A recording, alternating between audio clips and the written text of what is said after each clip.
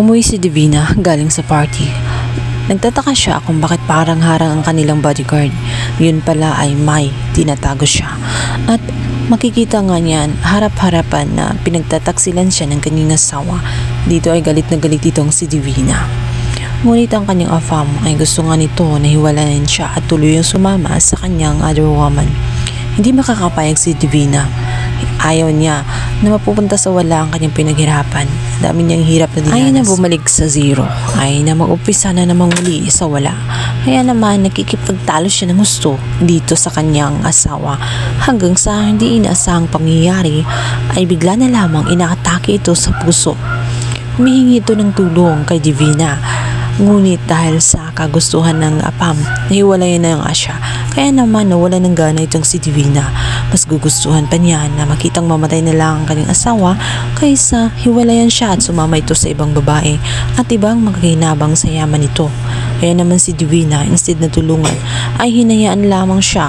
Tiningnan lamang ang naturang matanda hanggang sa ito'y matigok sa kanyang harapan. Sa tingin ni Divina ay deserve nga niyang mawala.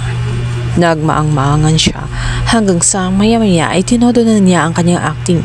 Kailangan hindi siya mahalata na sinadya niya ang pangyayari. Instead na maligtas pa nga niya ang matanda kung binigyan niya ito ng medisina. Ngunit hindi nagbinigay at hinayaan lang malagatan ng hininga. Agad-agad ay sumigaw siya ng malakas at tinawag ang kanilang bodyguard na humingi ng suklolo para i-rescue siya. Ngunit huli na ang lahat. Sadyang patay na nga ang kanyang asawa. Bagay na tuwang-tuwa siya dahil sa wakas malaya na siya. Pupunta na nga sa kanya ng tuluyan ang yaman ng matanda. Bagay na yun ang pinaka-inaantay niya sa buong buhay niya.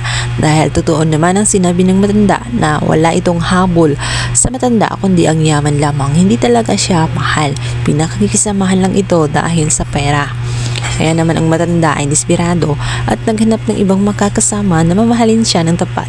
Ngunit huli na ang lahat dahil nalagutan na nga siya ng hininga. Sa kabilang banda, sunod namang plano nito si Divina ay paglapitin silang dalawa ng kanyang anak mula kay Charlene. Gusto niya makuha ang atensyon nitong si Libby. Mahal na mahal niya ang kanyang anak. Ang hindi alam nga ni Charlene, ang anak na kasama kanya ngayon ay hindi niya anak kundi anak ito ni Divina dahil pinagpalit niya ito ng baby pa lamang.